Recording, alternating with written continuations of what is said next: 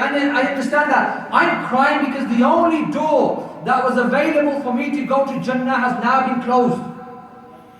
The only door that was available for me to go to Jannah, the easier door. So I looked after my father, took him everywhere. Now it's been closed, he's passed away.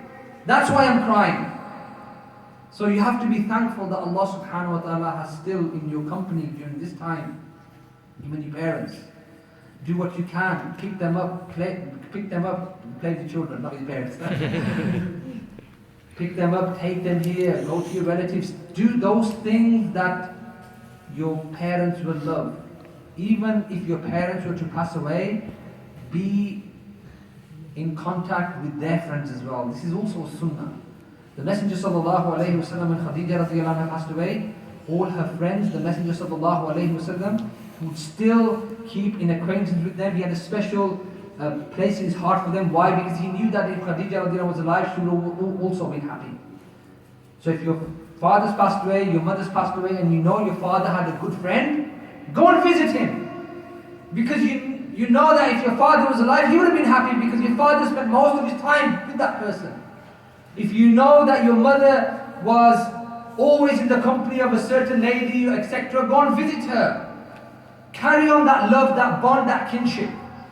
Because this is something, subhanAllah, that Islam teaches us about strengthening the relationship. So I pray Allah subhanahu wa ta'ala gives us the opportunity to act upon what I've said.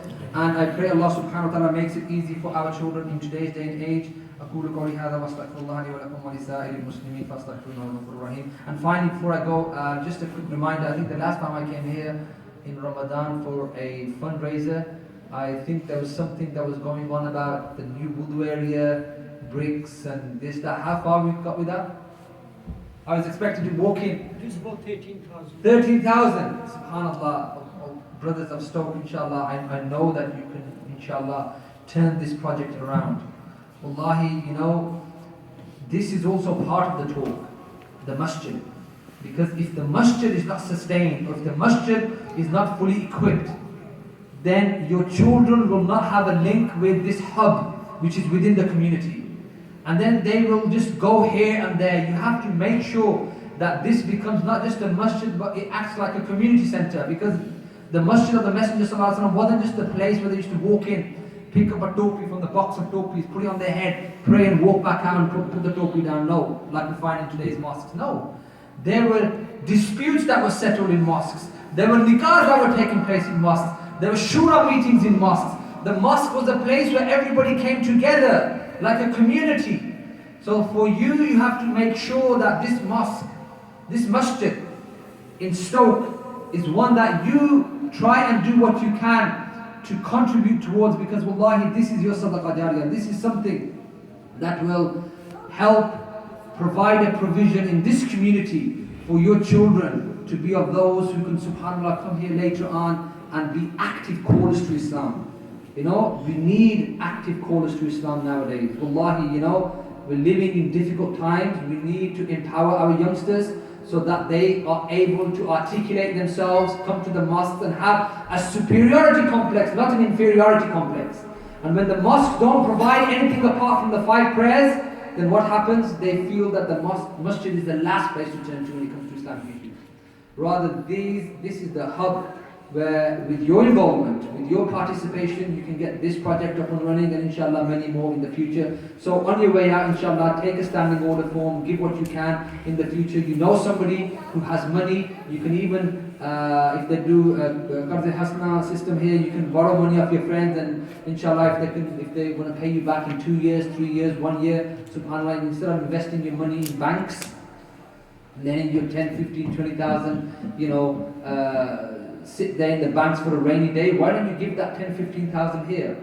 And then you come to an agreement and they say, okay, you want it back in February 2017, okay, you sign an agreement and your money is used in inshallah in February 2017, then have that ready and also your money will be back.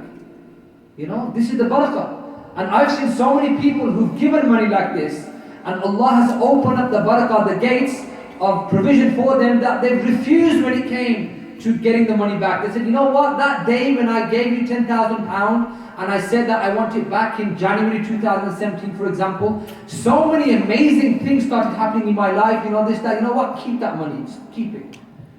So this is something you have to do, wallahi. You have to really believe in Allah, have tawakkul in Allah subhanahu wa ta'ala, like the Messenger sallallahu alayhi wa sallam said, like the birds who leave their nests in the morning. They have complete tawakkul in Allah. They don't know where they're going to get their provision from for themselves and their chicks in the nests. But Allah is the one who provides. And if we have the same tawakkul in Allah, and we give in the way of Allah subhanahu wa ta'ala, then there's nothing stopping you and your iman from increasing. I pray Allah subhanahu wa ta'ala gives us the ability. Assalamu alaikum. For the lecture, for the reminders that we had.